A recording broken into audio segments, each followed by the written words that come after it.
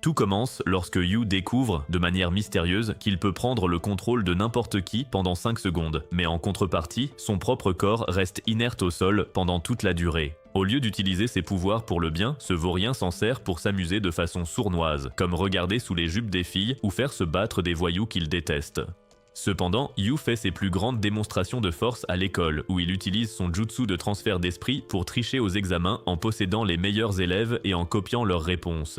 Après avoir fait ça régulièrement pendant un certain temps, il finit par devenir le premier de sa classe. Mais ce n'est que la première étape de son grand plan pour être admis dans l'école de ses rêves. Pour l'étape suivante, il mène une enquête digne de Sherlock Holmes pour recueillir des infos sur tous les candidats les plus brillants qui postulent dans cette école.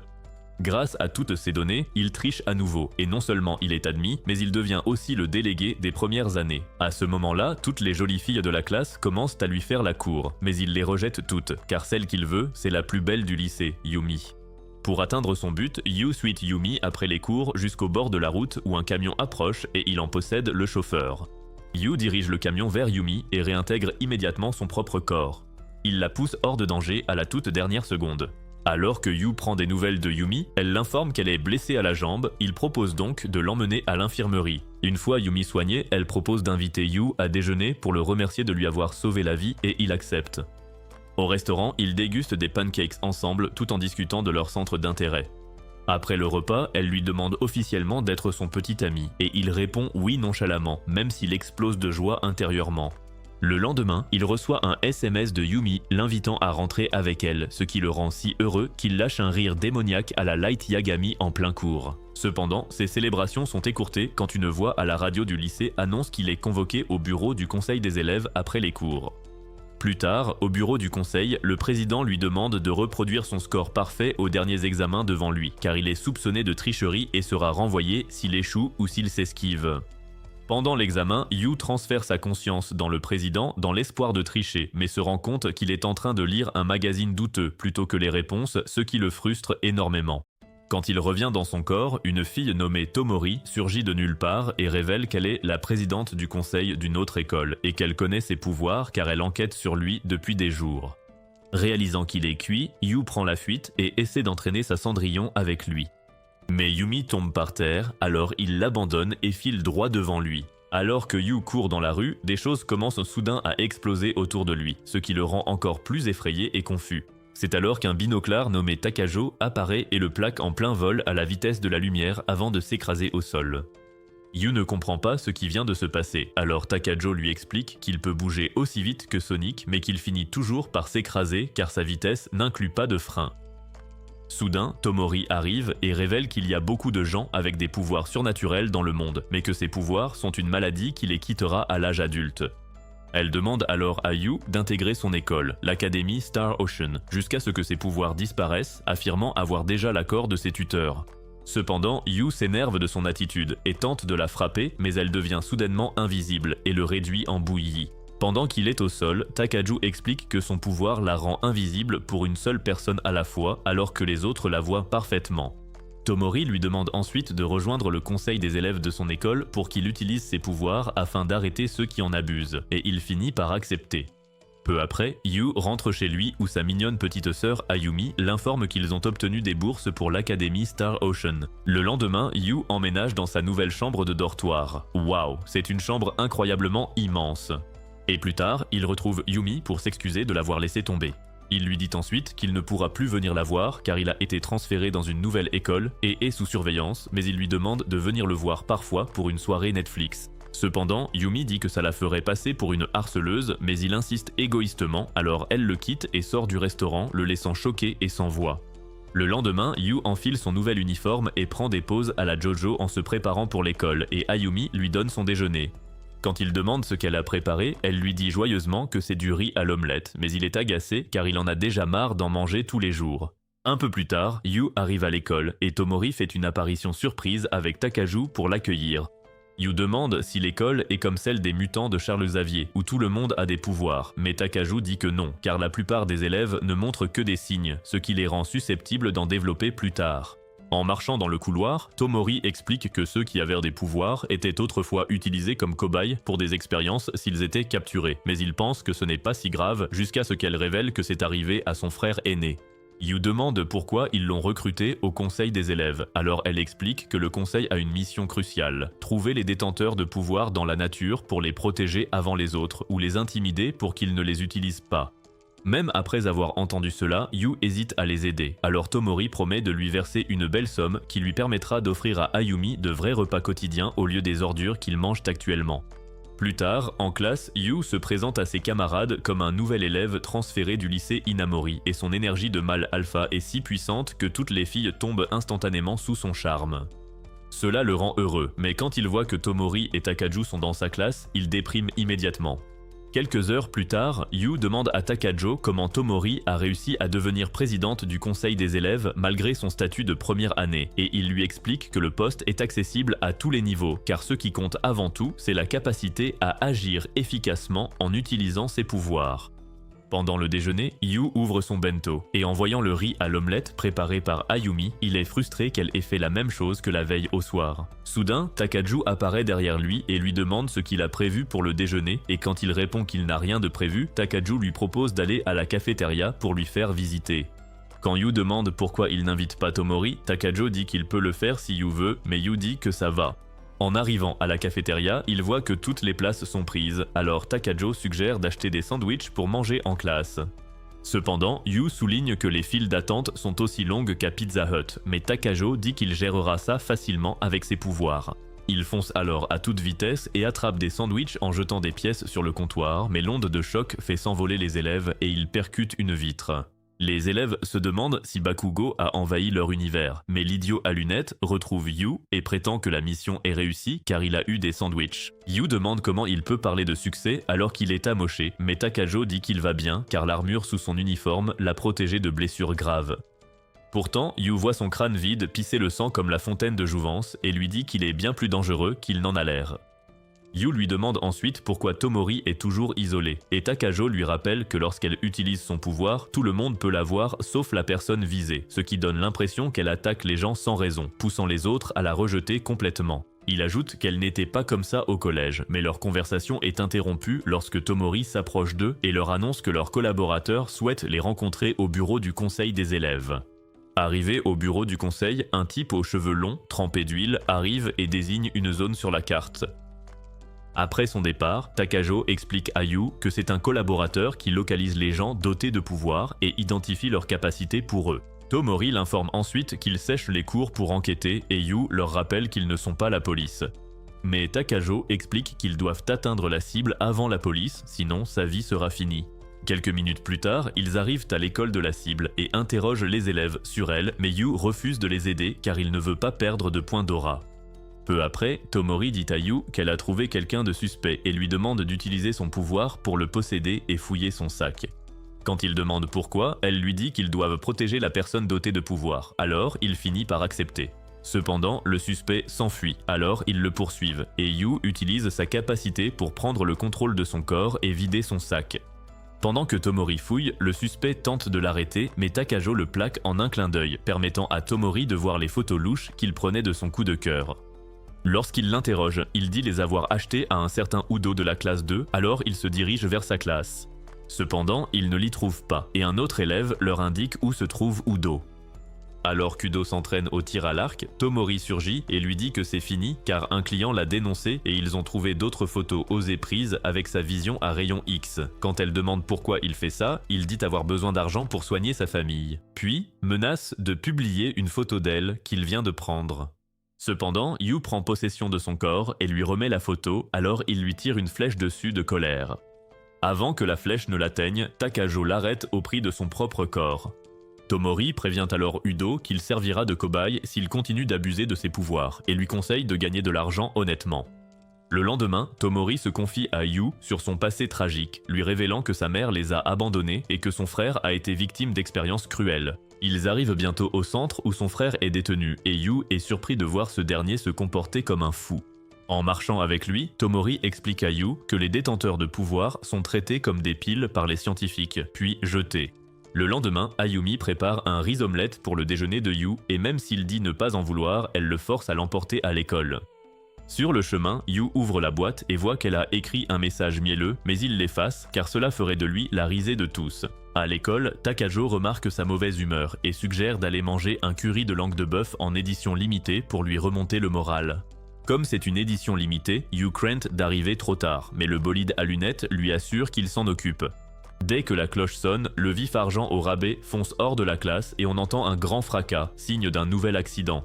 En arrivant à la cafétéria, Yu découvre Takajo en train de sourire malgré le sang sur son visage, l'invitant à partager un curry avec lui. Inquiet, Yu lui conseille d'aller d'abord à l'hôpital, mais Takajo essuie simplement le sang en disant qu'il est déjà habitué à ce genre de situation.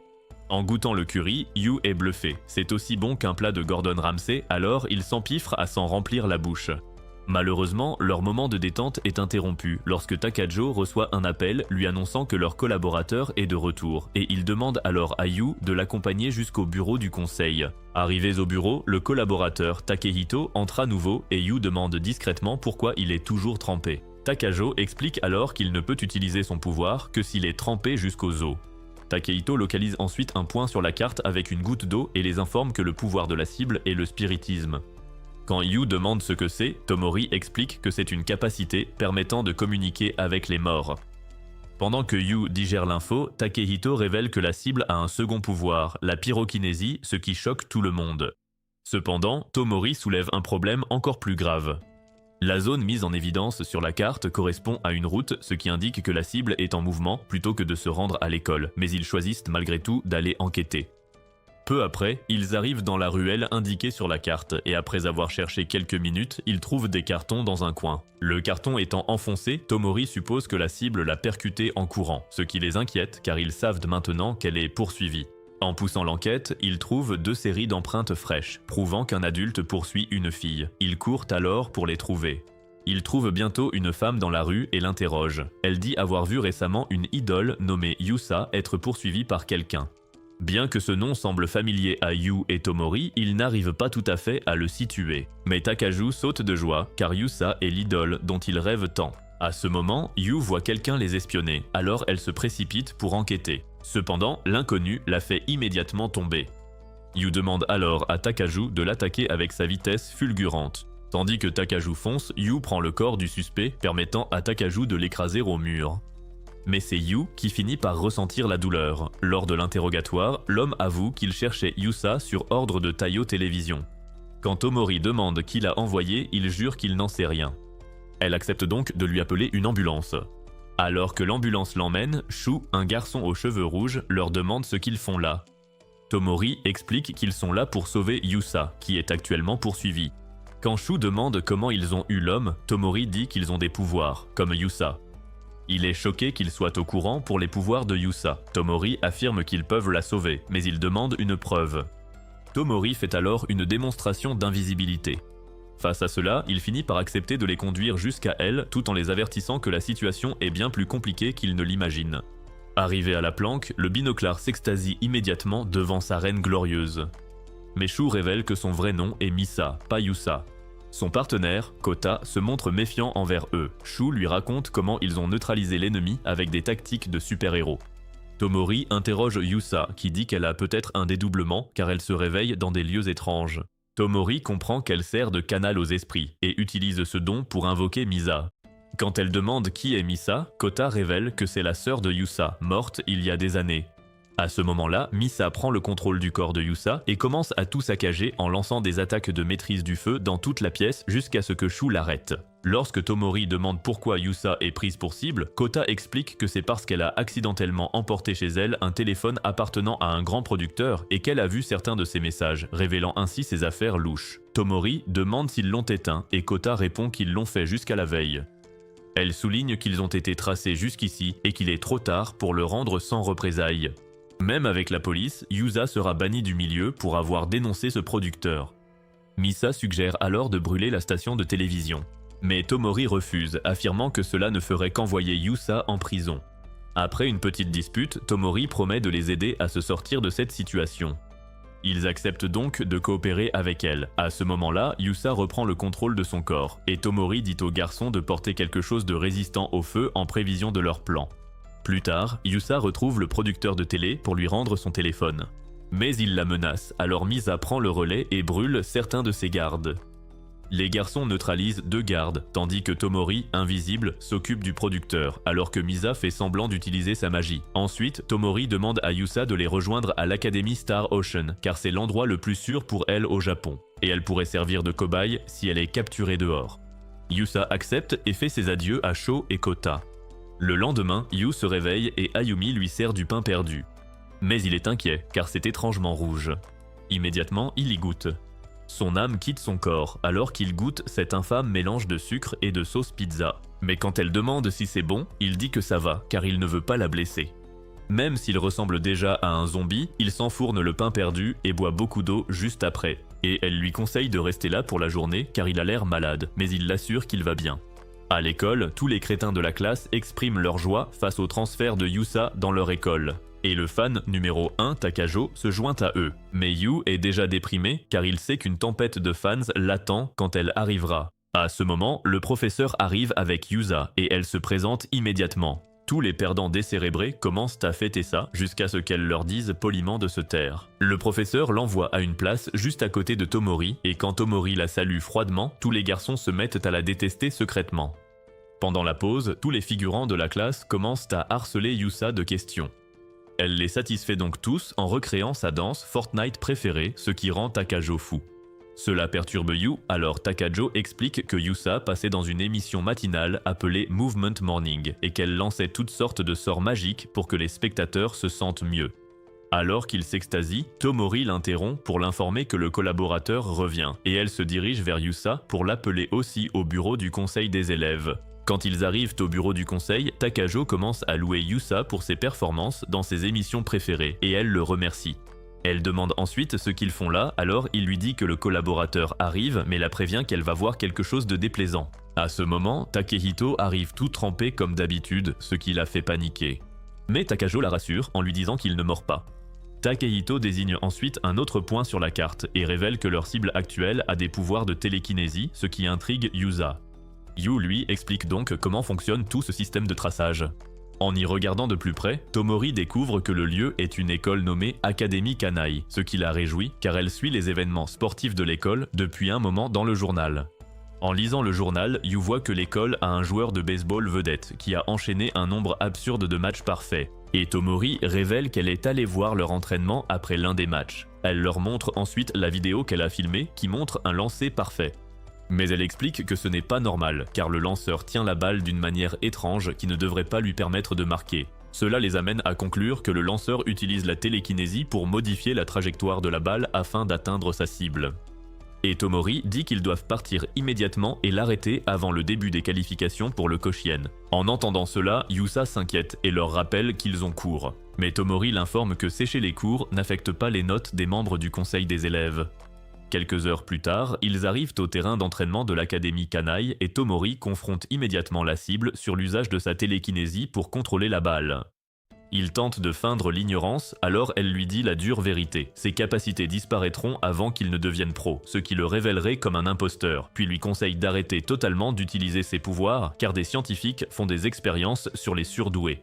Cependant, le gars dit qu'il ne la croit pas, alors elle fait étalage de ses pouvoirs d'invisibilité et Misa lui prête main forte en montrant ses pouvoirs de flamme. Comme le joueur de baseball, Arifumi, ne coopère toujours pas, Tomori suggère de régler ça par un match de baseball entre leurs écoles, à condition qu'il accepte leur requête s'il perd, et qu'il le laisse tranquille s'il gagne. Tomori lui demande alors ce qui le motive, alors qu'il sait qu'il ne passera jamais pro, et il répond que c'est parce qu'il veut aller dans un endroit appelé Koshien. Sur le chemin du retour, Yu demande comment l'équipe de baseball de leur école pourra contrer la télékinésie d'Arifumi sur le terrain sans pouvoir, mais elle révèle que le plan est qu'ils rejoignent l'équipe. Le jour du match, l'ami d'Arifumi, Takato, lui demande pourquoi il joue contre l'équipe de Star Ocean, et il répond que c'est pour leur avenir. Au début du match, le lanceur d'Ocean High réussit à éliminer le batteur de Kanai 3 fois de suite, alors Tomori affirme que le batteur doit être nul pour que le lanceur de leur école le batte. En entendant cela, le lanceur se vexe et tente de quitter le match, mais Yusa utilise ses charmes de Magical Girl pour le faire changer d'avis. Quand c'est au tour de Kanai de lancer, Arifumi utilise sa télékinésie pour faire plonger la balle directement dans la main du receveur, Takato, et la bande réalise que Takato est aussi une star. Lors du lancer suivant de Star Ocean, le batteur de Kanaï frappe la balle au loin, mais Yusa permute avec Misa, l'attrape et la renvoie aussitôt. Après plusieurs minutes, l'équipe de Star Ocean réalise qu'elle est en train de perdre, alors Tomori dit à Yu d'utiliser ses pouvoirs sur les adversaires pour les faire échouer. À la reprise du jeu, Yu leur donne l'avantage, mais Takato effectue un vol de marbre pour les empêcher d'enchaîner 3 points de suite. Pendant la pause suivante, Tomori ordonne à Takajo d'utiliser ses pouvoirs pour courir jusqu'à la première base, affirmant qu'elle l'enregistrera en mode ultra rapide avec sa caméra. Lors du lancer, Takajo rate 2 de ses lancers, mais réussit le 3e et fonce aussitôt, plus vite que Sonic sous l'effet d'un anneau de puissance, pour toucher la première base. Après que Tomori a montré la vidéo à l'arbitre, il leur accorde le point, et lors du lancer suivant, Misa réussit à frapper la balle. Les choses continuent de sourire à Star Ocean jusqu'à ce que Yu prenne la batte et frappe plusieurs fausses balles. Quand il réussit enfin un bon coup, tout le monde se met à courir et Misa finit par sceller la victoire de l'équipe. Après le match, Tomori demande à Arifumi de ne plus utiliser sa capacité puisqu'ils ont gagné, mais il leur dit qu'il les utilisait avant tout pour aider Takato, un receveur de classe mondiale, à se faire remarquer. En entendant cela, Tomori lui conseille de continuer à l'encourager et à travailler dur sans utiliser ses pouvoirs, et lui promet qu'il sera un jour fier de leurs accomplissements communs. Le lendemain en classe, tous les élèves recommencent à idolâtrer Yusa, et Yu se demande quand cet engouement finira, mais Takajo dit que ça n'arrivera jamais car c'est une idole aussi populaire que Sabrina Carpenter. Alors que Tomori vérifie sa caméra, des filles l'entourent soudainement, et Yu est intrigué par ce qui se passe, mais Takajo dit qu'il vaut mieux ne pas savoir. Soudain, les filles traînent Tomori ailleurs, et Yu remarque que sa caméra a été laissée sur sa table. Yu suit les filles dans la cour et regarde dans un coin l'une des filles commencer à frapper Tomori, affirmant que c'est pour certains de ses amis. Même si Yu se sent mal pour elle, il comprend leur frustration, car les méthodes de Tomori sont un peu trop violentes et extrêmes. Après leur départ, Yu vient voir Tomori et elle lui demande s'il apprécie le fait qu'elle n'ait pas levé le petit doigt contre ses agresseurs. À ce moment-là, elle reçoit un SMS l'informant que le collaborateur arrive. Lorsqu'ils arrivent au bureau du conseil, Yusa lui demande si elle a combattu Madara, mais elle répond que c'est un lynchage qui a causé ses blessures. Alors Misa prend le relais et propose de la venger. Cependant, Tomori décline l'offre et leur conversation est interrompue par l'arrivée de Takehito, qui les informe que leur prochaine cible a des pouvoirs de lévitation. En entendant cela, Tomori bondit immédiatement de joie et montre à tout le monde un magazine contenant des informations sur une personne flottante au Japon. Elle dit que seuls les fanatiques d'occultisme s'y sont intéressés jusqu'à présent, mais prédit que ce n'est qu'une question de temps avant que l'affaire ne prenne de l'ampleur. Comme la cible se trouve actuellement dans les montagnes, Tomori suppose qu'il y exerce ses capacités et suggère de faire une planque à cet endroit jusqu'à ce qu'il se montre. Comme première étape de leur plan, elle suggère de se rendre au supermarché pour acheter des provisions pour leur voyage. Au supermarché, Tomori met dans le chariot de quoi nourrir toute une équipe de football en maïs, et quand Yu demande pourquoi, elle répond qu'elle veut faire un barbecue car la cible pourrait être un gourmand comme Luffy et surgir dès qu'il en sentira l'odeur. Ensuite, elle emballe d'autres articles, mais Yu se plaint qu'elle en met trop, et alors que les autres les regardent, Yusa est ravie de voir qu'ils s'entendent très bien. Lorsqu'elle demande s'ils sortent ensemble, Takajo répond que ce n'est pas possible, puisqu'ils viennent de se rencontrer, mais admet qu'ils forment un couple charmant, et Yusa affirme qu'ils sont parfaits l'un pour l'autre.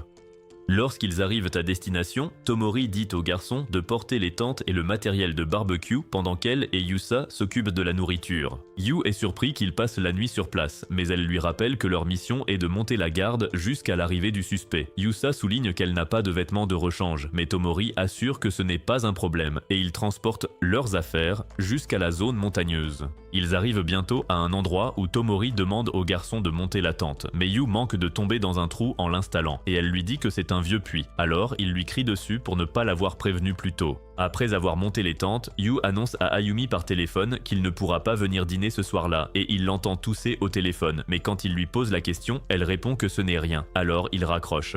Grâce aux capacités de flamme de Misa, les filles installent le grill et font rôtir du maïs et de la viande au barbecue, qu'ils dégustent tous ensemble. Plus tard dans la nuit, Yusa et Takajo jouent à Elden Ring sur leur Nintendo, et juste au moment où le geek à lunettes est sur le point de prendre l'avantage, Takajo l'écarte d'un coup de pied et bat son personnage.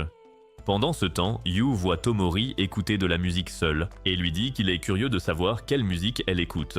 Elle lui dit qu'elle écoute un groupe nommé Jiend, car c'est le groupe que son frère adore. Il demande alors la permission d'écouter, et quand elle accepte, il remarque que la chanson lui dit quelque chose. Quand elle demande son ressenti, il dit avoir l'impression d'être seul dans un vaste champ vide et elle confirme avant de révéler que son rêve est de filmer un clip pour Jiend. Yu est surpris de découvrir ce côté d'elle et elle lui offre son enregistreur comme cadeau, précisant qu'elle pourra facilement en racheter un grâce à l'argent du conseil des élèves. Plus tard, Tomori décide qu'ils monteront la garde à tour de rôle pendant le sommeil et dit aux garçons d'aller dormir 2 heures. Et quand ils se réveilleront, ils surveilleront les filles jusqu'au matin. Alors que Yu s'endort avec la musique dans les oreilles, il rêve du bon vieux temps avec sa mère et Ayumi. Mais Takajo le réveille et l'informe qu'il est temps de changer de tour.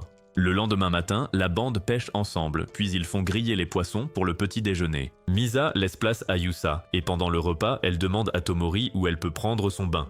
Tomori l'emmène ensuite vers une poubelle contenant de l'eau chaude et lui donne du matériel pour se laver. Puis Misa prend le relais afin d'épargner à la jeune idole cette expérience peu agréable. Quand Yu demande un bain, Tomori dit aux garçons d'aller se laver dans le ravin voisin.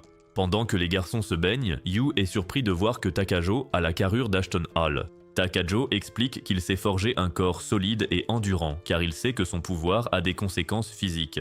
Yu s'étonne qu'il aille si loin pour ses capacités, mais Takajo dit qu'il devra en faire autant car il pourrait un jour faire face à une épreuve difficile. Yu demande comment améliorer un pouvoir qui permet de posséder quelqu'un 5 secondes, mais Takajo change de sujet en parlant de sa vie amoureuse.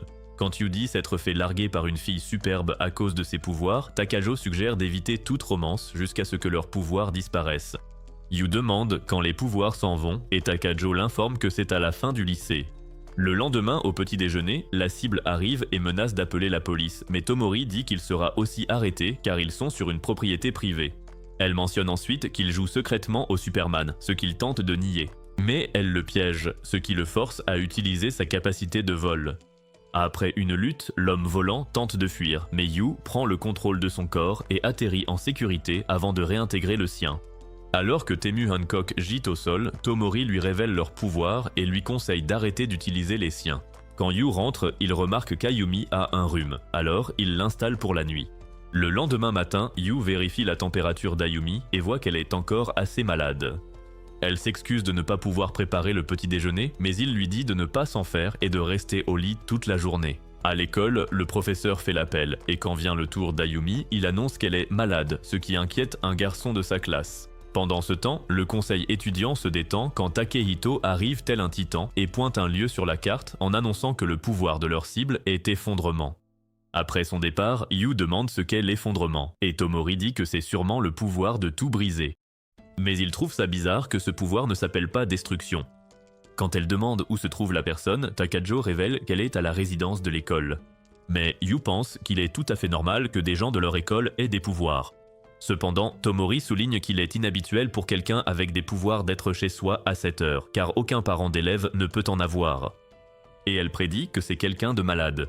En entendant cela, Yu réalise qu'il pourrait s'agir d'Ayumi. Et quand il leur dit qu'elle est au lit avec de la fièvre, Tomori dit que les frères et sœurs ont plus de chances d'avoir des pouvoirs et suggère d'aller la voir. Yu prétend que ça ferait trop de monde s'ils allaient tous la voir en même temps, alors Tomori suggère d'y aller seul. Cependant, Yu se souvient qu'Ayumi est une grande fan de Yusa et qu'elle sera ravie de rencontrer son idole en personne. Mais il réalise que le fan à lunettes sera un problème, alors il essaie de le posséder pour le faire sauter par la fenêtre. Voyant cela, Tomori a réalisé que Bonnie Blue était arrivée à leur école, et quand Takajo se précipite pour vérifier les fenêtres, elle lui donne un super coup de pied à travers la vitre et il tombe de plusieurs étages. Yu est content que Tomori lui ait donné ce coup de main d'élite, mais Yusa a peur pour sa vie. Alors Tomori lui dit que Takajo ira bien tant qu'il ne tombe pas sur la tête, car il porte une protection corporelle. Elle appelle ensuite l'ambulance pour venir le chercher et dit aux autres qu'ils iront voir Ayumi après les cours. Des heures plus tard, Tomori décide d'aller à la supérette pour lui prendre quelque chose, et les autres acceptent car ils veulent aussi lui acheter un truc. Alors qu'ils marchent le long de la route, Yusa dit à Yu qu'elle ne vit pas avec ses parents, et Tomori révèle qu'elle s'est aussi habituée à vivre seule, quand il se souvient du fait que la mère de Tomori l'a vendue à des scientifiques. Il comprend pourquoi elle ne peut plus faire confiance aux gens et s'estime heureux d'avoir une sœur. Après avoir pris tout ce qu'il leur faut à la supérette, Yu se rend compte qu'il n'a pas assez d'argent liquide pour payer, mais Tomori propose de régler la note et ajoute des champignons enoki au panier. Quand Yu lui demande pourquoi elle ajoute des enoki, elle commence à jacasser sur le fait qu'ils sont délicieux avec du riz, alors il la laisse les acheter, et Yusa choisit aussi des biscuits danois coûteux. Peu après, ils arrivent à l'appartement et Yu prévient Yusa que sa présence pourrait rendre sa sœur folle ou lui causer un autre saignement de nez car c'est une super fan, alors Yusa met un masque pour se déguiser. Yu décide de passer devant, mais en entrant, il voit des chaussures à l'entrée et suppose qu'il y a des invités. En entrant dans sa chambre, il voit que 3 de ses camarades de classe lui rendent visite et celle aux cheveux violets se présente comme Nomura, la déléguée. Le garçon se présente comme Oikawa et commence à la flatter. Alors Nomura lui rappelle qu'Ayumi l'a déjà éconduit une fois auparavant. La 3e élève est une fille emo nommée Konishi, mais elle salue Yu dans la langue de Nezuko avant de rejoindre les autres pour partir.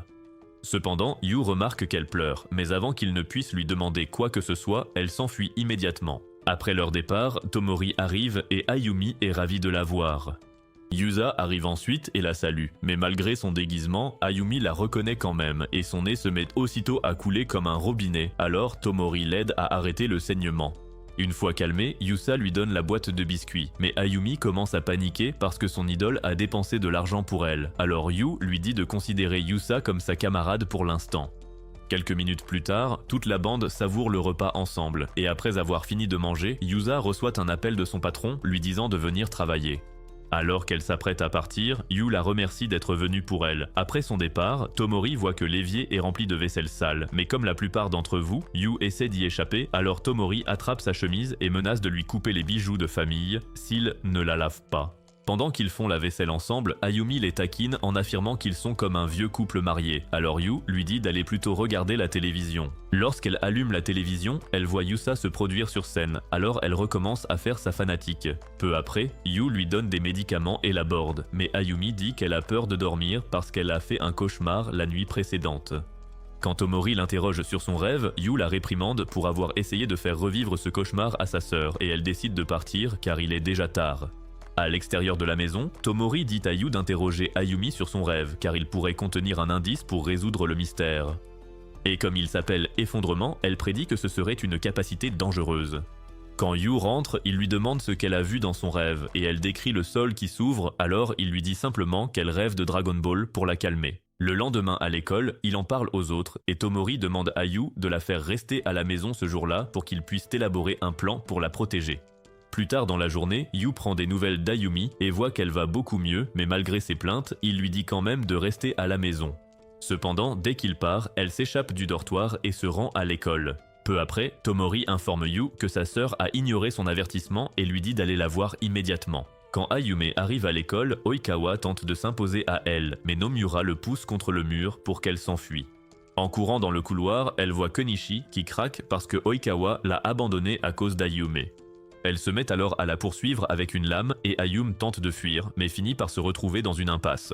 Alors qu'Ayume prie pour que quelqu'un la sauve, son pouvoir s'active soudainement, et elle tombe tandis que tout le bâtiment s'écroule. Voyant cela, Yu fouille désespérément les décombres pour trouver sa sœur, mais un gros rocher se brise et lui tombe dessus.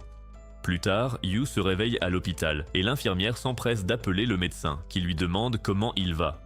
Quand Yu demande des nouvelles d'Ayume, le médecin lui annonce qu'elle n'a pas survécu, et il reste pétrifié tandis qu'un détective nommé Someta tente de l'interroger. Aux funérailles d'Ayume, Yu est seul, le désespoir sur le visage, et sa mère aggrave les choses en lui disant de tourner la page. De retour chez lui, il pose une photo d'Ayume sur la table, et alors qu'une larme coule, il réalise qu'il ne lui a jamais montré à quel point il l'appréciait. En pleurant toutes les larmes de son corps, Yu admet qu'il l'a considérée comme acquise, car il n'aurait jamais pensé la perdre si soudainement, et il s'en veut de ne jamais pouvoir lui dire qu'il l'aime. Des heures plus tard, Yu se réveille et fait le tour de la maison pour voir ce qu'il lui reste, et il ne trouve qu'une boîte de nouilles instantanée.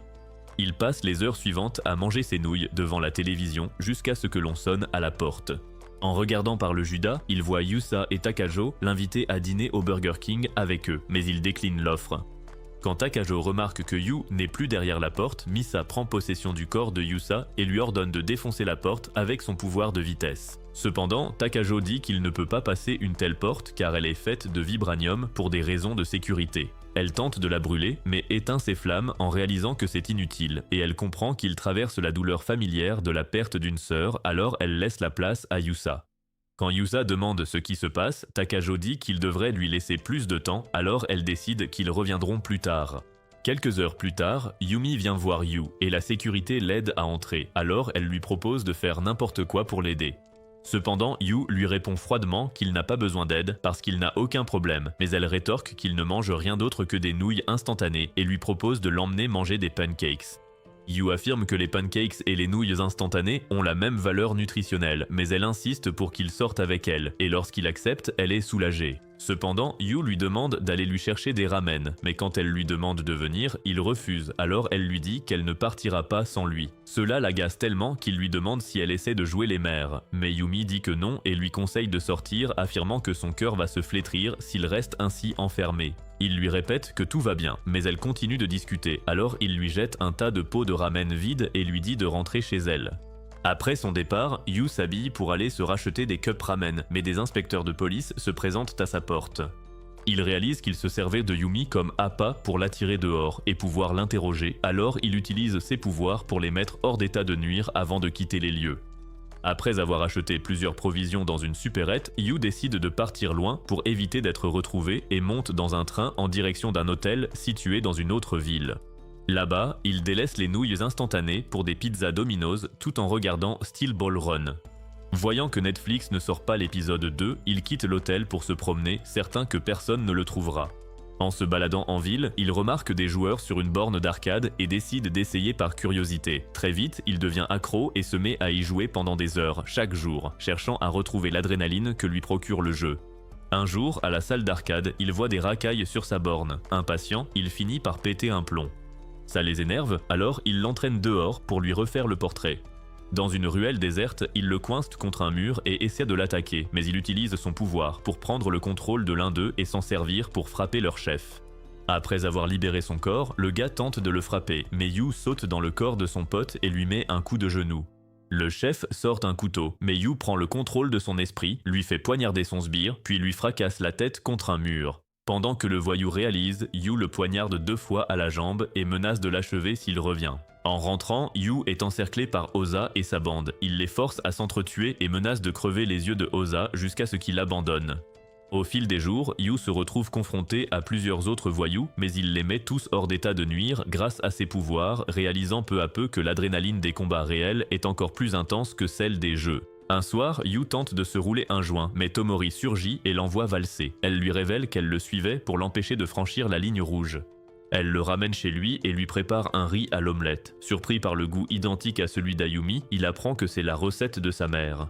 Yu réalise alors qu'il n'appréciait pas assez la cuisine d'Ayumi. Il s'empiffre de riz à l'omelette, les larmes aux yeux. Après le repas, Yu décide de retourner au conseil des élèves. Tomori accepte et il lui sourit. Le lendemain, Yu est prêt pour l'école. Il dit au revoir à la photo d'Ayumi sur la table avant de partir. De retour en classe, Yusa l'accueille joyeusement, ce qui rend jaloux tous les célibataires endurcis de la classe. En fixant Tomori, il se rappelle qu'elle lui avait promis de rester à ses côtés pour l'aider à revenir. Puis Yusa lance l'un de ses charmes, ce qui fait perdre la tête à tous les garçons, en particulier Takajo. Pendant que ces idiots se disputent son amour, Yu est heureux que tout soit redevenu normal. Cependant, il se souvient de la façon dont il a traité Ayumi et décide de s'excuser bientôt. À l'heure du déjeuner, Speedy fait son numéro habituel en fonçant à la cafétéria avant de s'écraser. À l'arrivée de Yu, le binoclard lui sert son curry, le crâne en sang comme d'habitude, mais Yu le remercie pour ce repas spécial. Alors que Yu goûte le plat, il le trouve tout aussi délicieux que la dernière fois, mais leur moment est interrompu par un message d'un collaborateur. Takaju dit donc à Yu de manger vite pour y aller. Après avoir englouti leur repas à la vitesse de la lumière et couru comme des dératés, Tomori leur dit quand même qu'ils sont en retard. Tomori suggère alors de regarder une vidéo de Yusa, ce qui fait jubiler son fan numéro 1 comme s'il venait de gagner le gros lot. Quand Tomori lance la vidéo, il voit Yusa chanter le générique de Demon Slayer, avec tant de talent que Takaju tente de coller son visage à l'écran avant que Tomori ne l'éjecte. Une fois la vidéo terminée, Yusa les remercie de l'avoir regardée, et Yu essaie de demander l'avis de Takajo, mais celui-ci est totalement ailleurs, comme s'il n'était plus présent. Tomori dit que la vidéo n'était pas si mal, ce qui réjouit Yusa jusqu'à ce qu'elle lui retire des points pour s'être appelée Yukarin. Quand Yusa demande combien de points il lui reste, Tomori fait des calculs dignes d'Einstein et conclut qu'elle a 29 points, ce qui est insuffisant. En entendant cela, Yusa la supplie de revoir sa note, alors Tomori lui donne 80 points. Mais quand elle commence à fêter ça avec le geek, elle réduit son score à 19 points. Alors que Yusa est pétrifiée de stupeur, Takaju demande à Tomori d'être plus sympa. Elle admet donc que sa vidéo se vendra très bien même si elle n'est pas fan, ce qui les fait jubiler. Quelques minutes plus tard, Yu déplore que le collaborateur mette trop de temps à arriver, mais Tomori dit qu'il ne viendra pas aujourd'hui.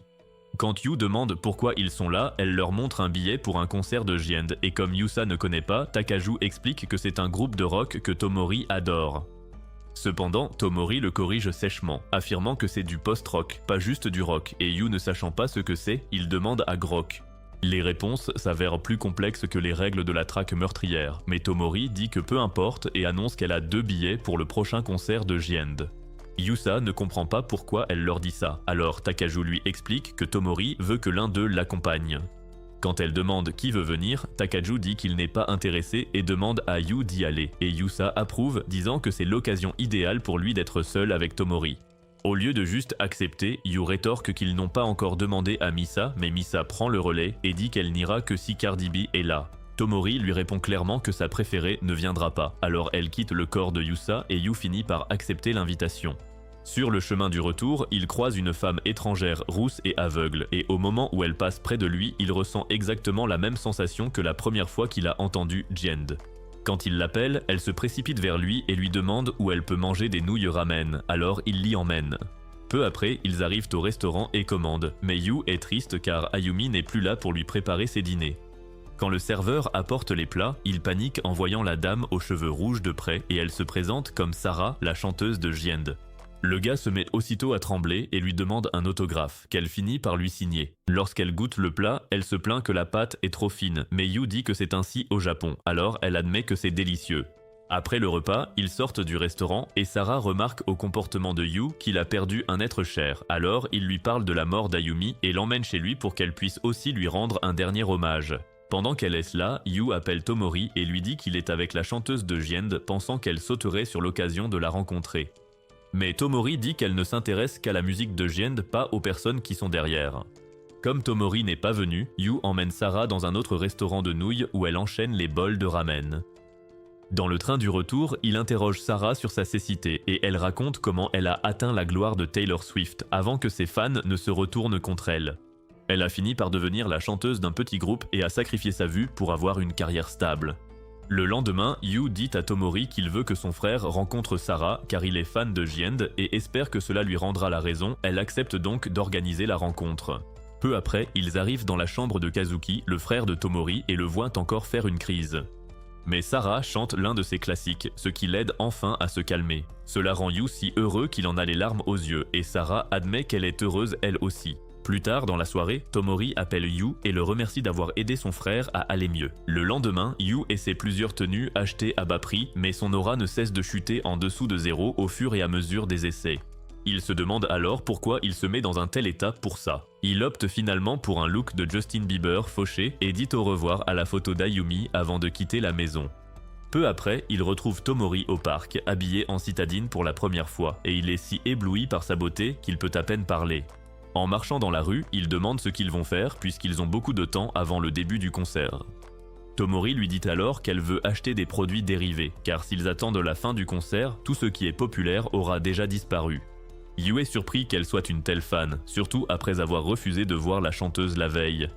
Mais Tomori dit qu'elle n'est pas là pour les produits habituels, mais pour une coque de téléphone high-tech qu'elle a repérée. Quand elle lui demande ce qu'il va acheter, il dit qu'il veut la même coque qu'elle, mais elle lui dit de ne pas en prendre. Peu après, ils arrivent à la boutique et voient que la file d'attente est super longue. Tomori essaie d'avancer, mais elle remarque que le gars est trop occupé à poser au lieu de marcher avec elle. Elle lui demande donc de la suivre, pour avoir quelqu'un à qui parler. Quand elle lui prend la main, Yu est totalement surpris car il pensait qu'elle le détestait, mais maintenant elle agit comme s'ils étaient très proches. En fixant l'enseigne de Jiend, il sent quelque chose de bizarre dans l'air. Mais quand elle lui demande ce qu'il y a, il dit qu'il est juste surpris par la longueur de la file. Tomori dit que c'est courant quand un groupe mondialement connu est en ville, et ici, la salle n'est même pas assez grande pour tous les accueillir. Après avoir acheté la coque, Tomori s'extasie sur ses fonctions, et Yu est à nouveau surpris de voir à quel point c'est une fan.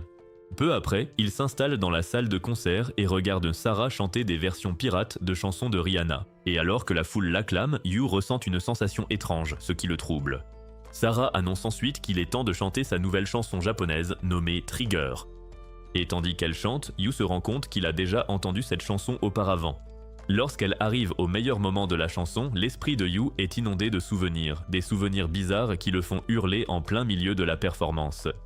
Il y a quelque temps, Yu et Ayumi étaient au cybercentre, et Yu a été si impressionné par la chanson qu'il a failli bondir de son siège. Quand Ayumi a demandé ce qui n'allait pas, il a dit que la nouvelle chanson de Xion l'avait épaté, puis a juré de ne jamais l'oublier quoi qu'il arrive. Lorsqu'ils ont été appelés pour le dîner, Ayumi s'est immédiatement précipité. Mais alors que Yu tentait de la suivre, un vieux chercheur l'a interpellé et lui a dit qu'il était désolé pour eux. Yu lui a demandé pourquoi il était toujours là et le vieil homme a répondu que c'était son sanctuaire car il aimait défier les idées. Le vieil homme a ensuite raconté comment le premier à avoir contesté le modèle géocentrique était un hérétique dépouillé de tout pouvoir et a affirmé être comme lui.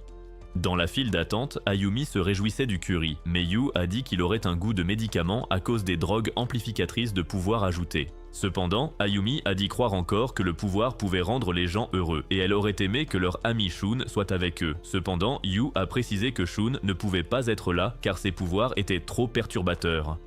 Et quand elle a demandé quels étaient ses pouvoirs, Yu a répondu qu'il s'agissait du mouvement spatio-temporel. Elle a bruyamment essayé de présenter Shun comme le prochain Gojo, mais Yu lui a couvert la bouche en rappelant que c'est à cause de ses pouvoirs qu'ils l'ont enfermé. En mangeant, Yu a remarqué que la nourriture avait un goût de drogue exactement comme il s'y attendait. Il a seulement dit aux scientifiques qu'il pouvait posséder les gens pendant 5 secondes, sachant que s'il révélait son vrai pouvoir, il l'enfermerait comme son frère. À ce moment-là, Takehito s'est assis derrière lui a dit avoir enfin trouvé un télépathe et lui a remis un papier indiquant où le trouver tout en lui rappelant qu'il était leur dernier espoir. À la fin du dîner, les gardes ont emmené Takehito et ont demandé à Yu s'il lui avait pris quelque chose, mais Yu a nié, alors ils sont partis. Ayumi a demandé pourquoi il le traitait différemment des autres et Yu a répondu que c'était parce qu'il avait une capacité spéciale. Quelques heures plus tard, les gardes ont emmené Ayumi. Yu a protesté qu'elle n'avait aucun pouvoir, mais ils l'ont neutralisée au taser et l'ont emmenée. Alors que Yu était dans sa chambre, il a entendu parler d'un tremblement de terre dans le bâtiment, et il a essayé d'ouvrir la porte, mais elle était bloquée. Quand la porte s'est enfin ouverte, il a vu le vieil homme de tout à l'heure, qui l'a informé que les scientifiques avaient forcé le pouvoir d'effondrement d'Ayumi, causant le séisme. Il l'a ensuite informé qu'il comptait se débarrasser d'elle et a demandé à Yu d'utiliser son vrai pouvoir, appelé pillage. Yu s'est donc précipité en utilisant la carte laissée par Takehito, et il a absorbé les pouvoirs du télépathe. Grâce à cela, il a dit par télépathie à son frère, Shun, qu'Ayumi était en danger et qu'il venait le sauver pour qu'ils puissent tous les sauver avec son saut temporel. En chemin, il a rencontré un homme capable de déphasage qui l'a laissé voler son pouvoir et il s'en est servi pour entrer dans la chambre de Shun et le libérer. Shun a alors juré qu'il changerait le monde pour sauver tout le monde, mais les gardes se sont rassemblés et lui ont tiré dessus. De retour au présent, Yu se réveille à l'hôpital et dit à Tomori qu'il a un frère aîné. En entendant cela, Takehito entre dans la pièce et lui dit qu'ils vont sauver Ayumi grâce au pouvoir de Shun. Tomori demande à se joindre à eux car c'est Shun qui l'a soutenu, elle et son frère. Takehito les emmène ensuite dans un bâtiment souterrain qu'il prétend être leur plus grand bastion et Yu rencontre enfin son frère, Shun, qui est aveugle et il décide de tout leur raconter. Lors de l'incident de l'évasion de prison, Shun a réussi à utiliser sa capacité de saut temporel pour échapper aux tirs des gardes, et il s'est réveillé dans le passé quand lui, Ayumi et Yu étaient encore très jeunes et vivaient heureux ensemble. Quand Ayumi lui a dit son âge, il a réalisé qu'ils avaient 3 ans avant que les scientifiques ne les rattrapent. Il a plus tard retrouvé Takehito et lui a dit qu'ils voulaient changer le monde ensemble. Même si cette version passée de Takehito ne comprenait pas de quoi il parlait, il l'a quand même plaqué au sol et a révélé qu'il avait des pouvoirs de saut dans le temps.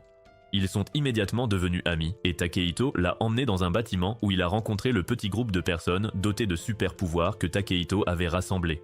Takehito le leur a présenté comme un voyageur temporel qui les avait rencontrés dans le futur, mais l'un d'eux, nommé Shichino, a dit que c'était n'importe quoi. Cependant, Shun l'a appelé par son nom et a souligné qu'il avait la capacité de passer à travers les objets, mais la limite est que traverser un seul mur suffit à l'épuiser. Cela l'a choqué, mais Shun est passé à un autre membre du groupe nommé Madoki qui avait le pouvoir d'hypnose et l'a décrit comme une capacité à endormir les gens, mais le contre-coup est qu'elle s'endormira elle aussi. Il a ensuite appelé le dernier membre du groupe, nommé Maru, et a affirmé qu'il pouvait effacer les souvenirs des gens avec une précision chirurgicale, mais il doit être en contact physique avec eux pendant longtemps pendant qu'il cherche les souvenirs. Cependant, Shichino a dit qu'il venait d'entendre tout ça de Takehito, mais Madoki a dit que Takehito ne divulguerait jamais leurs secrets comme ça. Quand elle a demandé pourquoi ils venaient du futur, il leur a parlé de toutes les épreuves que les personnes dotées de pouvoir sont condamnées à affronter à l'avenir et a également révélé le plan qu'ils avaient élaboré dans le futur. Il a affirmé que le seul moyen de l'empêcher était de rassembler tous ceux qui avaient des pouvoirs et de se protéger les uns les autres. Au fil du temps, d'autres personnes dotées de super pouvoirs ont rejoint leur groupe et ils sont devenus une véritable imitation des X-Men. Mais au final, ce n'étaient encore que des gamins, alors les scientifiques les ont capturés et les choses ont toujours dégénéré après que quelqu'un a été imprudent et a attaqué les chercheurs pour sauver un camarade. Lors d'une réunion, un jour, Shun a accepté qu'il ne soit pas assez fort pour se protéger en raison de leur jeune âge, et il a suggéré de demander de l'aide aux adultes. Cependant, Shichiro a soutenu qu'on ne pouvait pas faire confiance aux adultes, et Madoki a également déclaré qu'il n'y avait aucun moyen qu'un adulte sans pouvoir puisse les comprendre. En entendant cela, Takehito a suggéré de s'adresser aux adultes qui avaient autrefois des pouvoirs, et tout le monde a accepté d'essayer. Le jour de l'anniversaire de Shun, Ayumi et Yu ont organisé une petite fête de famille pour lui, et il a eu l'idée de récolter quelques millions de fonds pour leur mission. Lors d'une réunion des Chibi Avengers, Shun leur a parlé de son idée de collecte de fonds ainsi que de son plan pour remonter le temps et recueillir des données sur les courses de chevaux et les loteries. Après avoir acquis une fortune générationnelle grâce aux jeux d'argent, il a prévu de les rassembler à nouveau et de construire une organisation à laquelle les scientifiques ne pourraient pas s'opposer. Il a ensuite bondi à nouveau dans le passé, mais cette fois, il a réalisé que sa vision se dégradait à chaque fois qu'il utilisait ses pouvoirs. Peu après, ils ont ajouté d'autres membres à leur groupe et ont élaboré un plan pour réunir l'argent dont ils avaient besoin. Shun a dû faire plusieurs autres bonds dans le temps pour faire avancer les choses, et sa vue a tellement baissé qu'il a commencé à porter des lunettes. Son pouvoir fonctionnait en faisant défiler toutes ses expériences de vie devant ses yeux pour lui permettre de voyager dans le temps, mais cela signifie qu'il perdra sa capacité à voyager dans le temps s'il perd la vue. Lors d'une réunion, le groupe a découvert que certains de leurs membres avaient été capturés, et Takehito a suggéré de trouver un endroit plus sûr où loger. Peu après, Shun fêtait son anniversaire en famille, et quand Yu a mentionné l'école, il a eu une idée qui pourrait résoudre ses problèmes. Plus tard dans la journée, il a dit à Takehito qu'il devait faire un dernier bond dans le temps, même s'il savait que cela pourrait le rendre aveugle. Quand Takehito lui a demandé ce qu'il comptait faire, il a répondu qu'il créerait une école pour protéger ceux qui ont des pouvoirs et ceux qui n'ont pas encore développé les leurs. Shun a alors effectué son dernier bond temporel et a perdu la vue pour de bon. Par la suite, il a fondé l'académie Star Ocean et a dit à Takehito d'effacer tous les souvenirs que ses frères et sœurs avaient de lui afin de pouvoir agir correctement dans l'ombre. Il lui a ensuite demandé de créer d'autres écoles pour les personnes dotées de pouvoirs dans le monde entier, mais Takehito s'est plaint qu'il deviendrait une cible. Alors, Shun a suggéré de cacher son visage avec ses cheveux et de se verser de l'eau dessus comme déguisement. Ce soir-là, Shun et la bande sont arrivés chez lui, et après que Madoki a assommé les gamins avec son hypnose, Maru a effacé leurs souvenirs. De retour dans le présent, Shun dit à Yu d'utiliser sa capacité de bond temporel grâce à son pouvoir de pillage, et Tomori révèle qu'elle connaît les vrais pouvoirs de Yu depuis le tout début. Elle l'informe également qu'il a volé les pouvoirs de tous ceux qu'il a possédés au cours de leur mission jusqu'à présent, et Yu le teste immédiatement en utilisant la télékinésie. Ensuite, Yu s'empare de la capacité de bond temporel de Shun et l'utilise pour remonter le temps jusqu'au jour où Ayumi est tombée malade. Lors de la réunion où l'utilisateur de l'effondrement a été annoncé à l'origine, il leur dit maintenant de but en blanc que c'est Ayumi qui est la cible et demande à Tomori de venir seul avec elle à son appartement. Ce soir-là, Yu dit à Tomori qu'il est là pour empêcher la mort d'Ayumi, et il la remercie de l'avoir ramenée vers la lumière dans la chronologie originale après l'avoir perdue. Le jour où l'incident devait se produire, Yu utilise son pouvoir pour s'approprier celui d'Ayumi, puis se cache dans un casier, attendant que Konishi tente de l'attaquer avant de surgir au bon moment pour la faire fuir. Ensuite, Yu retrouve Takehito et Madoki et leur demande de l'emmener voir Shun. Lorsqu'ils arrivent au repère de Shun, Ayumi demande qui il est et Yu révèle qu'il est leur frère.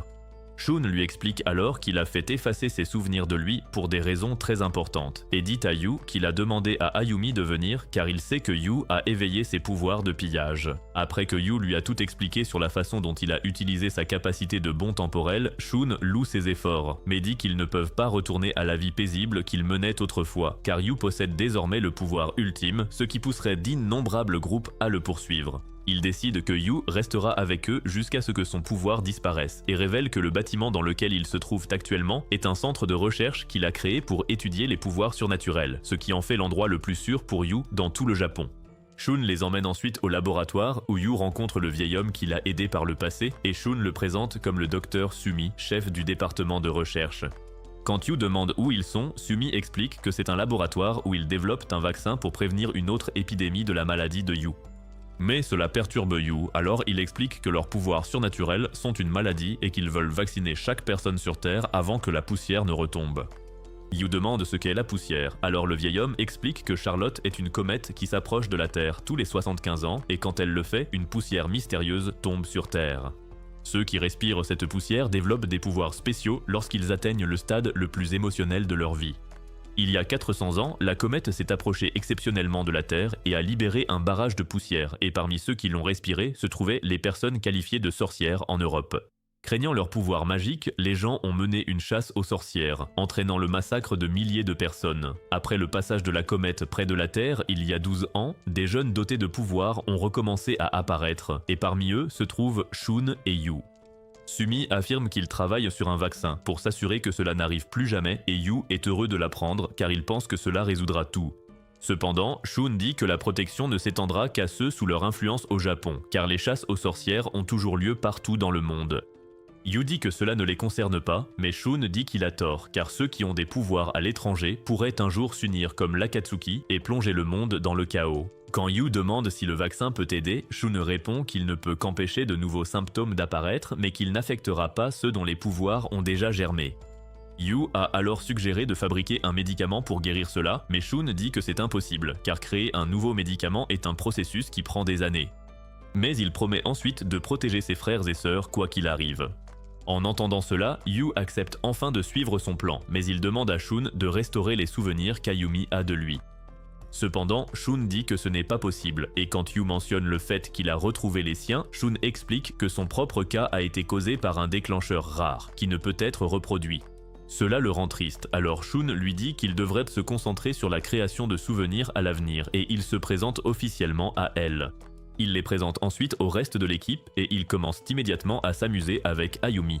Plus tard, Shun enseigne à Ayumi des formules de physique de jonglage pendant que Yu regarde, mais Madoki arrive soudainement et lui demande de la suivre. Il rejoint les autres pour jouer à un jeu de société, et après avoir raté chaque tour, il réalise que Yu n'a pas même 10% des cellules cérébrales de son frère. Takehito informe ensuite tout le monde qu'il a trouvé une personne dotée de super pouvoirs, et Yu demande à l'accompagner au conseil des élèves, mais tout le monde refuse l'idée. Quand Takehito monte dans la voiture, il dit au chauffeur, Furuki, de se rendre à l'académie Star Ocean, mais il remarque que le chauffeur agit de manière suspecte. Alors qu'ils avancent, Takehito réalise que Furuki a pris un virage étrange, et quand il l'interroge, Furuki dit qu'il doit l'emmener ailleurs parce que sa famille a été menacée. Takehito est surpris qu'il ait une famille, alors Furuki explique qu'il aurait été licencié s'il l'avait appris et le supplie de lui pardonner. Ils arrivent bientôt dans un bâtiment abandonné, où ils rencontrent des étrangers qui menacent de tuer la famille de Furuki s'il ne part pas. Après son départ, la brute de l'équipe assomme Takehito. À son réveil, il le torture brutalement jusqu'à ce qu'ils disent tout sur Shun et leur organisation. Le soir même, des hommes mystérieux s'introduisent dans la chambre de Tomori. Elle parvient à en neutraliser un, mais le plus costaud du groupe la met hors d'état de nuire d'un coup violent. Ensuite, les terroristes étrangers appellent Shun pour lui dire qu'ils détiennent Tomori et veulent l'échanger contre Yu. Ils révèlent aussi avoir soutiré toutes les infos sur l'organisation à Furuki et Takehito et menacent de tuer la famille de Furuki s'il utilise son sceau temporel. Shun en informe les autres et ils élaborent un plan pour que Yu fasse un saut temporel sans qu'il s'en aperçoive dans le présent. Ensuite, Shun explique le plan à Yu, mais celui-ci se plaint soudain d'être un moins que rien incapable de réussir. Il s'énerve tant que son pouvoir d'effondrement manque de causer un séisme, mais Shun le calme et lui dit de revenir dans le temps si ça tourne mal. Plus tard, Furuki emmène Yu au repère des terroristes, et il donne à Furuki une clé pour retrouver sa famille. Yu essaie d'utiliser son pouvoir pour leur voler leurs capacités, mais réalise qu'il n'en possède pas, et un assassin du groupe surgit alors par surprise pour l'attaquer et le blesser à l'œil. Cela l'empêche de voyager dans le temps, alors il utilise la télékinésie pour les neutraliser. Mais l'assassin le poignarde au bras, alors il détruit tout le bâtiment en utilisant l'effondrement. Lorsque les autres arrivent pour vérifier la situation, ils le trouvent grièvement blessé, et Shun leur demande immédiatement de le ramener à la base. Cependant, en allant voir Takehito, il voit qu'il s'est sacrifié pour sauver Tomori, ce qui fait pleurer Shun de douleur. Quand Yu se réveille, il se rappelle l'attaque de l'assassin ennemi, et cela le fait tellement paniquer que son pouvoir d'effondrement s'active. Cependant, Shishiro lui injecte un calmant et l'informe que 2 jours se sont écoulés depuis son opération. Peu après, les autres arrivent, et Yu leur demande des nouvelles de Tomori. Il l'informe donc que Takehito l'a sauvée et qu'elle se rétablit dans l'autre pièce. Quand il demande comment va Takehito, tout le monde se tait soudainement, et Yu comprend qu'il est mort. Yu demande à Madoki si ce type d'incident pourrait se reproduire à l'avenir, et elle lui répond que c'est très probable, car même si Maru a supprimé les pouvoirs de ces étrangers, il est possible que d'autres viennent encore le traquer. Après leur départ, Ayumi arrive et lui raconte à quel point Shun est anéanti depuis qu'il a perdu Takehito. Quelques heures plus tard, Takaju rend visite à Yu et lui apporte le curry qu'ils aimaient manger à l'école. Il informe ensuite Yu que Tomori sortira bientôt car ses blessures sont légères et dit qu'il lui manque tous les deux au conseil des élèves. Peu après son départ, Yusa arrive avec son ragoût à la crème maison et nourrit Yu jusqu'à ce qu'il dise qu'il va mieux. Pendant qu'elle range, il demande à Misa de prendre le relais et quand elle le fait, il lui demande où vont les morts après leur décès. Misa dit qu'elle n'en est pas sûre puisqu'elle est encore là, mais elle suppose que quand Yusa perdra ses pouvoirs, elle flottera vers Asgard. Il lui dit ensuite qu'il a frôlé la mort et lui conseille d'aller voir ceux qu'elle aime tant qu'elle en a encore le temps. Misa lui parle alors de leurs parents. Il lui conseille donc d'aller les voir avant que Yusa ne perde ses pouvoirs, et elle accepte. Quand elle rend le contrôle à Yusa, Yu lui demande ce que font ses parents, et elle répond qu'ils tiennent un bar à Soba dans les montagnes de Nagano. Il lui dit alors d'aller les voir dès que possible, et elle s'empresse de partir. Après son départ, Yu tente de voir Tomori, mais il renonce et retourne dans sa chambre regarder l'émission de Yusa, où elle présente sa famille et leur soba. En goûtant les soba, Yusa dit simplement qu'ils sont délicieux, et Yu pense qu'elle est trop naïve pour animer une émission culinaire. Cependant, Misa prend soudainement le relais et explique en détail pourquoi elle aime ce plat tout en fondant en larmes. Elle remercie ensuite ses parents avec un sourire chaleureux et ils se mettent aussi à pleurer car son attitude leur a rappelé Misa. Quelques heures plus tard, Ayumi revient avec un bento d'Omuris comme cadeau d'anniversaire pour lui et elle le fait manger. En mangeant, il remarque que c'est délicieux bien que trop sucré et réalise qu'il y a l'ingrédient secret des soba des parents de Misa, l'amour. Quand elle lui demande comment c'est, il lui dit que c'est délicieux, alors elle continue de le nourrir. Quelques jours plus tard, Yu s'est assez rétabli pour marcher, Madoki le félicite donc et lui dit qu'elle a quelque chose à lui demander. Des heures plus tard, Yu retrouve son frère sur le toit et remarque que Shun est aussi déprimé qu'il l'était après avoir perdu Ayumi. Shun lui dit que d'autres groupes terroristes vont bientôt arriver au Japon et demande ce qu'ils vont devenir maintenant que Takehito n'est plus là. Après leur discussion, Yu retourne dans sa chambre d'hôpital et est choqué d'y trouver Tomori. Il lui répète ce que Shun a dit sur les groupes terroristes qui le recherchent et affirme qu'il ne veut plus perdre personne ni voir ses amis souffrir. Il aimerait utiliser ses pouvoirs pour agir, mais ne sait pas comment. Il demande donc à Tomori ce qu'il peut faire. Tomori lui dit qu'il n'y a qu'un seul moyen, et quand il demande lequel, elle répond qu'il doit voler les pouvoirs de tous ceux qui en ont dans le monde, ainsi que de ceux qui en auront à l'avenir. Cependant, elle affirme que ce sera risqué car il deviendrait un dieu capable d'anéantir l'humanité, et son esprit pourrait ne pas supporter le stress d'avoir autant de capacités à la fois. Mais elle lui rappelle qu'il est le seul à pouvoir le faire. Alors qu'elle s'éloigne, Yu la rappelle et dit qu'il le fera parce qu'il l'aime romantiquement. Elle en doute, alors il évoque comment elle l'a sauvé quand il était au plus bas et affirme qu'il l'aime malgré tous ses défauts. En réponse, elle lui dit qu'elle l'attendra à son retour après avoir sauvé tout le monde de leur pouvoir avant de devenir sa petite amie, alors ils font un serment du petit doigt. Elle lui demande ensuite de prendre ses pouvoirs, et il hésite, mais elle lui dit que ça a toujours été son rêve d'être à nouveau humaine, alors il lui prend l'invisibilité. Plus tard cette nuit-là, Yu parle à Shun et aux autres de son plan de piller tout le monde dans le monde, et Shun décide qu'il ira à l'étranger pour ce plan pendant que lui et les autres s'occupent du Japon. Alors que Yu se prépare à partir, Misa et Takaju arrivent et lui demandent de prendre leur pouvoir, et après l'avoir fait, Takaju donne à Yusa une lettre d'adieu que Misa lui a laissée. Cela fait pleurer Yusa, mais elle admet aussi qu'elle est heureuse que Misa ait été avec eux tout ce temps.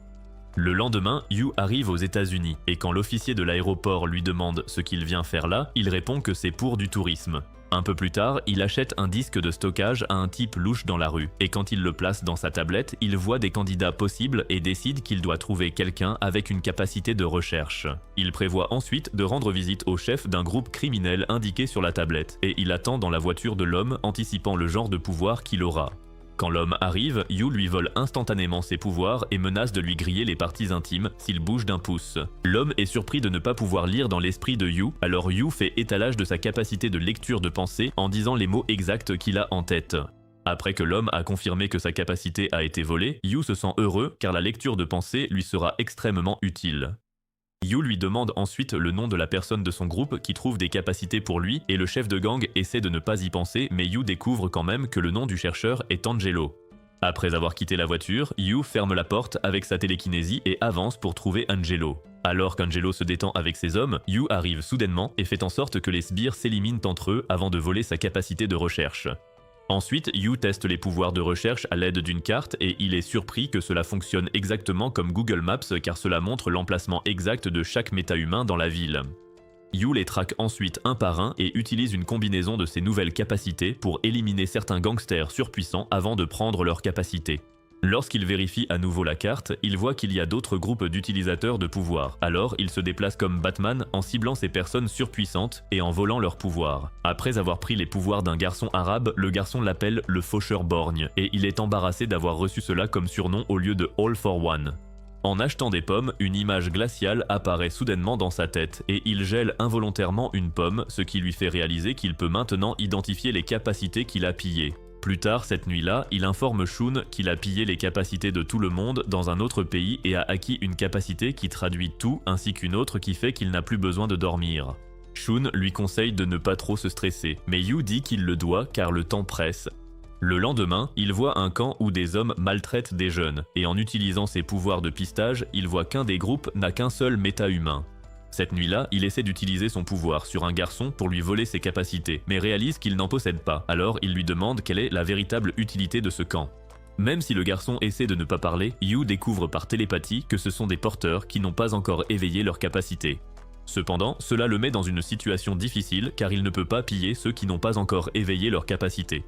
Mais en se rappelant les paroles de Tsum, il décide d'utiliser ses pouvoirs qui aggravent les maladies pour éveiller leurs capacités. Lorsqu'il l'applique à un garçon, il réussit à voler ses capacités, alors il décide de piller le reste des porteurs. Par la suite, Yu se rend en Inde de l'Est où il est pris pour cible par un groupe d'hommes armés, mais il parvient à bloquer leurs attaques grâce à un champ de force avant de les mettre hors d'état de nuire. Plus tard, il trouve une fille utilisant ses capacités de guérison pour soigner son grand-père, et même s'il s'en veut, il lui prend quand même son pouvoir. En marchant dans la rue, il réalise qu'il peut utiliser ses pouvoirs de guérison pour soigner son œil droit et son pouvoir de saut temporel pour sauver Takehito. Cependant, il décide de ne plus enfreindre les lois de la nature car il est de sa responsabilité de purifier le monde.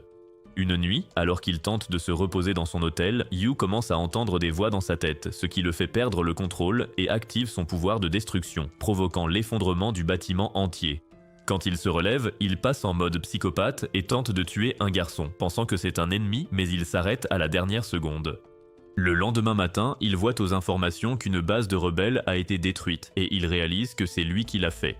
Comme ses crises de somnambulisme sont désormais mortelles, il décide qu'il ne dormira plus jamais. Cependant, des voyous font irruption dans sa chambre et l'attaquent, mais il bloque leurs balles sans le moindre effort avant de les projeter violemment contre le plafond. En regardant les notes que Tomori lui avait confiées, des flashbacks lui reviennent, mais il se rend compte avec effroi qu'il n'arrive plus à se souvenir d'elle. Après cela, il passe les jours suivants à voyager de pays en pays et à collecter les pouvoirs des méta-humains comme des cartes Pokémon. En marchant dans le désert, il commence à se demander pourquoi il fait tout ça, et il commence à perdre la tête en affirmant qu'il va conquérir le monde et devenir un dieu. Cependant, la note de Tomori l'aide à reprendre ses esprits, alors il la porte en collier et visite encore plus de pays pour piller des capacités. Après avoir pris le pouvoir d'un garçon en Chine, il tente de rejoindre sa cible finale, mais un inconnu l'attaque par derrière avec une arbalète. Cependant, une fille surgit et prend sa défense. Quand l'homme tente de l'attaquer, Yu la sauve et pille la toute dernière capacité au monde, qui est le courage.